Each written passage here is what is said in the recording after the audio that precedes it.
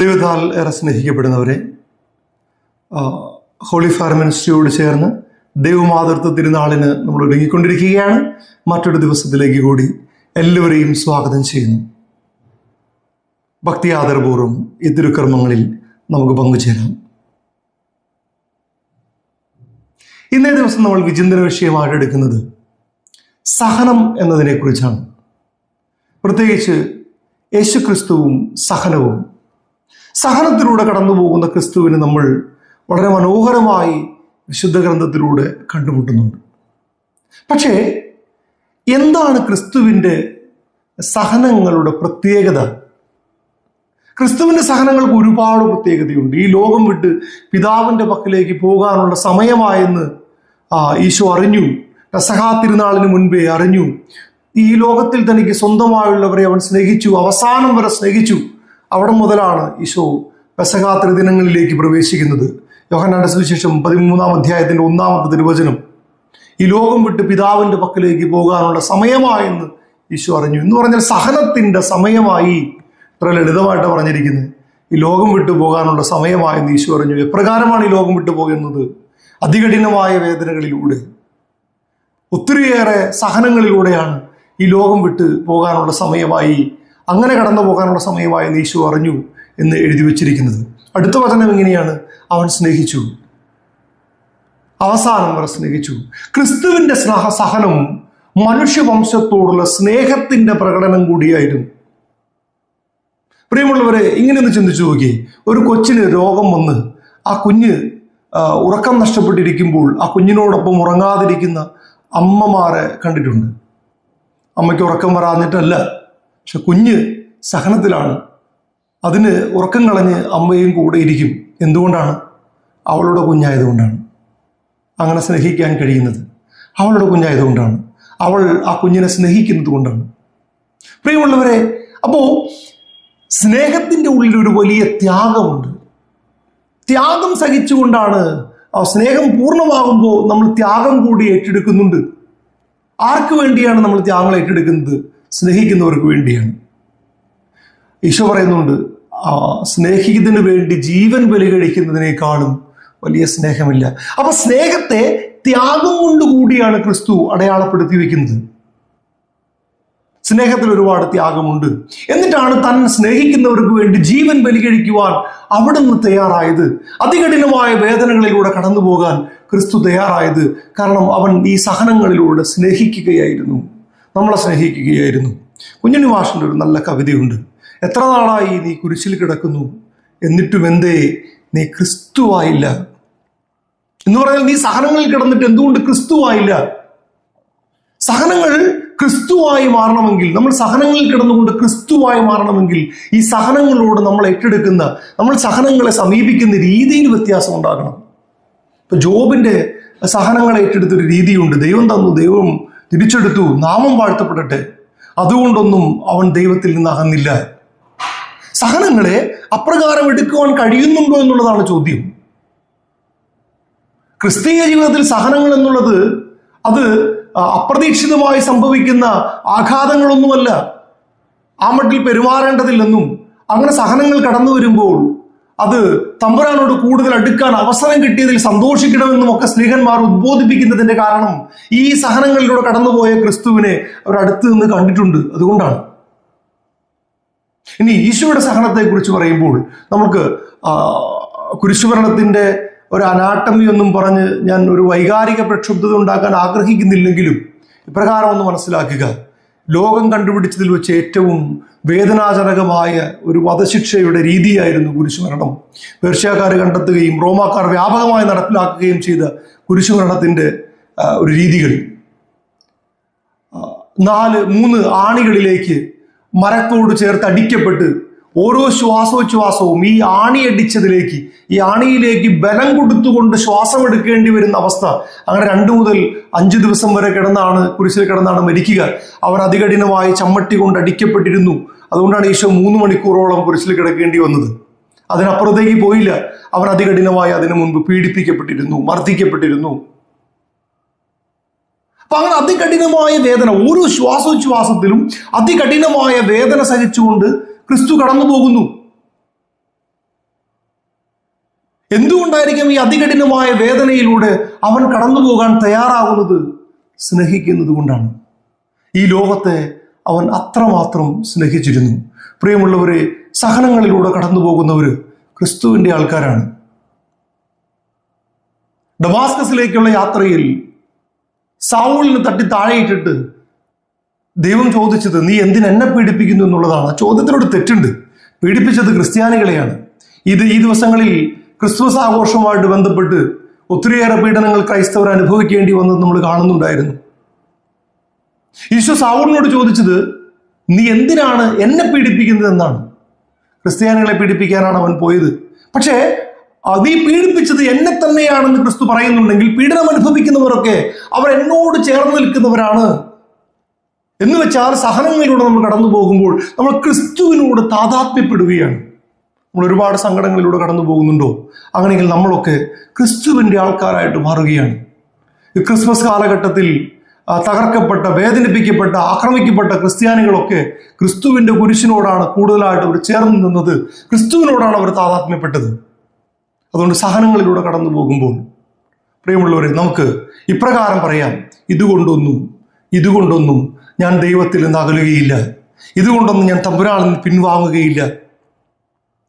ജോബിനെ പോലെ അങ്ങനെ പറയാൻ നമുക്ക് കഴിയട്ടെ. സഹനത്തിന്റെ തീച്ചൂളയിൽ കർത്താവിന് സ്വീകാര്യരായ മനുഷ്യരെ ഉരുക്കിവാർക്കുമെന്നാണ് വചനം പറയുന്നത്. സ്വർണം അഗ്നിയിൽ ശുദ്ധി ചെയ്യപ്പെടുന്നു. സഹനത്തിന്റെ ചൂളയിൽ കർത്താവിന് സ്വീകാര്യരായ മനുഷ്യർ ഒരുപാട് സങ്കടങ്ങളിലൂടെ, സഹനങ്ങളിലൂടെ കടന്നു പോകുമ്പോൾ നീ തമ്പുരാന് സ്വീകാര്യയായി മാറുകയാണ്. ആമേൻ. നമുക്ക് വിശ്വാസ പ്രമാണം ചൊല്ലി പ്രാർത്ഥിക്കാം. സർവശക്തനായ പിതാവും ആകാശത്തിൻ്റെയും ഭൂമിയുടെയും സൃഷ്ടാവുമായ ദൈവത്തിൽ ഞാൻ വിശ്വസിക്കുന്നു.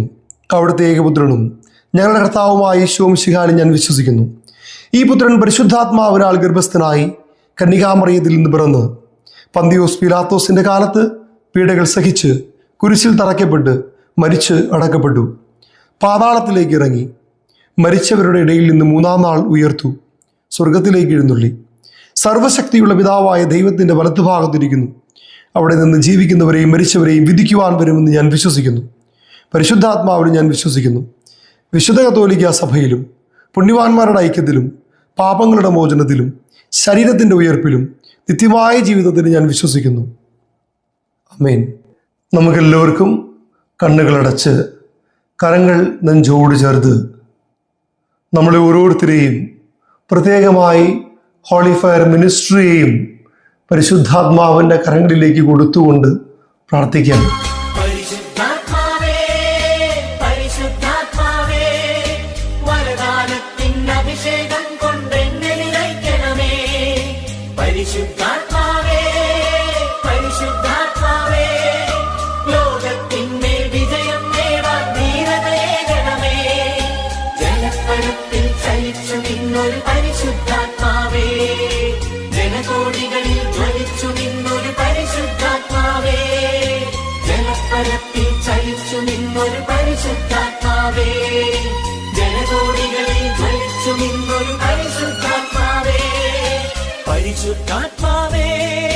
പരിശുദ്ധാത്മാവേ, വരദാനത്തിൻ അഭിഷേകം കൊണ്ടെന്നെ നിറയ്ക്കണമേ. പന്തക്കുസ്ത പ്രാർത്ഥന നമ്മൾ ഏറ്റുചൊല്ലി പ്രാർത്ഥിക്കുകയാണ്. പരിശുദ്ധാത്മാവേ വരണമേ, അങ്ങയുടെ ഇഷ്ടദാസിയായ പരിശുദ്ധ മറിയത്തിൻ്റെ വിമല ഹൃദയത്തിൻ്റെ ശക്തമായ മധ്യസ്ഥതയാൽ എന്നിൽ വന്ന് നിറയണമേ. എന്നിൽ വസിച്ച് എന്നെ നയിക്കണമേ. ക്രിസ്തുവിൻ്റെ ആത്മാവേ, എന്നെ ചലിപ്പിക്കണമേ. ക്രിസ്തുവിൻ്റെ ആത്മാവേ, എന്നിൽ നിറയണമേ. ക്രിസ്തുവിൻ്റെ ആത്മാവേ, എന്നെ മുദ്രയടിക്കണമേ. പുണ്യങ്ങളുടെ ഒരു ഉറവ എന്നിൽ സൃഷ്ടിക്കണമേ. പരിശുദ്ധ അമ്മയിൽ വിളങ്ങിയ വിശ്വാസം, പ്രത്യാശ, സ്നേഹം, പരിശ്രമശീലം, അനുസരണം എന്നീ പുണ്യങ്ങളാൽ എന്നെ നിറയ്ക്കണമേ. എൻ്റെ ആത്മാവിനെ അങ്ങയുടെ സ്വന്തമായി മുദ്ര കുത്തണമേ. അങ്ങനെ ഞാൻ ഈശോയുടെ പ്രതിബിംബമായി മറ്റുള്ളവരുടെ മുൻപിൽ പ്രകാശിക്കുവാൻ കൃപ തരണമേ. ആമേൻ. നമുക്ക് വിമല ഹൃദയ പ്രതിഷ്ഠ ഏറ്റുചൊല്ലി പ്രാർത്ഥിക്കാം. ദൈവമാതാവും അമലോത്ഭവയുമായ പരിശുദ്ധ കന്യകയെ ദൈവത്തിൻ്റെയും സകല സ്വർഗവാസികളുടെയും സാന്നിധ്യത്തിൽ ഞാൻ അമ്മയെ എൻ്റെ മാതാവും രാജ്ഞിയുമായി പ്രഖ്യാപിക്കുന്നു. പിശാചിനെയും അവൻ്റെ പ്രവൃത്തികളെയും ആഘോഷങ്ങളെയും ഉപേക്ഷിച്ചു കൊള്ളാമെന്ന് വാഗ്ദാനം ചെയ്തുകൊണ്ട് ഞാൻ അമ്മയുടെ വിമല ഹൃദയത്തിന് എന്നെ തന്നെ പ്രതിഷ്ഠിക്കുന്നു. എൻ്റെ ആത്മാവിനെയും ശരീരത്തെയും ബുദ്ധിയെയും മനസ്സിനെയും ഹൃദയത്തെയും അവയുടെ എല്ലാ കഴിവുകളോടും കൂടെ അമ്മയുടെ തിരുമുൻപിൽ ഞാൻ സമർപ്പിക്കുന്നു. എൻ്റെ എല്ലാ സൽപ്രവൃത്തികളും പരിഹാര പ്രവൃത്തികളും അവയുടെ എല്ലാ യോഗ്യതയും ലോകമെങ്ങും അർപ്പിക്കപ്പെടുന്ന പരിശുദ്ധ ബലികളോട് ചേർത്ത് ഞാൻ അമ്മയുടെ തൃപ്പാദത്തിങ്കൽ കാഴ്ചവെക്കുന്നു. കാലത്തിലും നിത്യതയിലും ദൈവമഹത്വത്തിനും ആത്മാക്കളുടെ രക്ഷയ്ക്കുമായി അമ്മയുടെ ഹിതാനുസരണം അവ വിനിയോഗിച്ചു കൊള്ളണമേ. പരിശുദ്ധ അമ്മയുടെ വിമല ഹൃദയമേ, ഞങ്ങൾക്ക് വേണ്ടി അപേക്ഷിക്കണമേ. യേശുവിൻ്റെ തിരുഹൃദയമേ, ഞങ്ങളെ അനുഗ്രഹിക്കണമേ.